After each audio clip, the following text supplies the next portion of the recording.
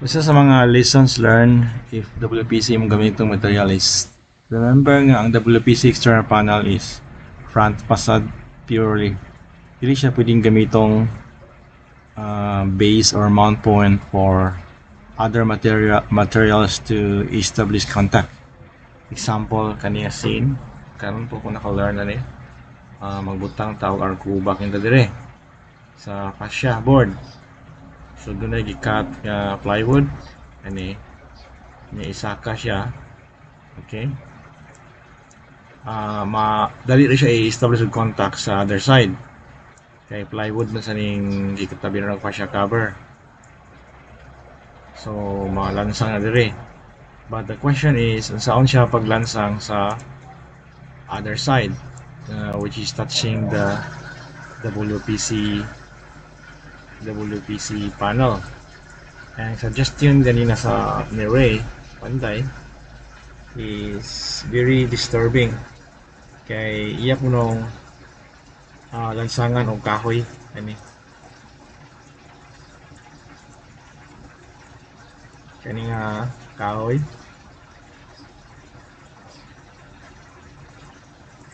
iyang inail ni siya sa WPC panel, which is in my opinion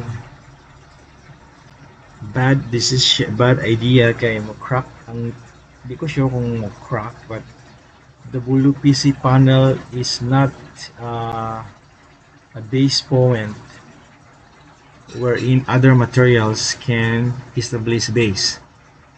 So dili siya base point where other materials can establish base. First, ang WPC panel naka-screw lang ni siya sa external frame sa kahoy niya. Himuon siyang base pagid sa lain. Dili pwede lansangan kay ang material either mo-crack. Second suggestion is screw ang kahoy, which is dili gyapon pwede.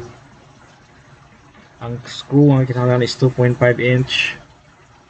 Naay gypsum screw sa Triumph 3 inch kuno as I investigated.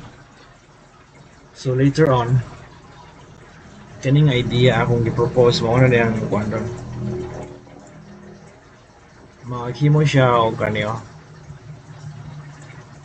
mga hanger, ihang siya sa wood, then kaning mount point instead nga i-screw sa double panel, ilansang na lang ni siya sa hanger dire.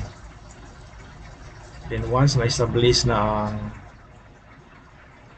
ang hanger ana na ang time nga isaka na siya, then mo establish a contact dire. Then hindi magkuan na masira ang kuan na wala na matarong drawing guys, pero mo na ang base point ya. So again, ang lessons learned ani is ang WPC panel exterior dili siya front facade rin siya, dili siya in any way himuong base point of contact or other materials to establish a base.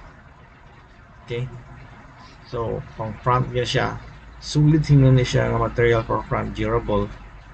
I can guarantee na durable siya and dili makag termites, moisture and kuan, solid siya sa elements. But again, ang iyang weakness is cannot establish a base contact or other materials to establish a base on top of a WPC panel.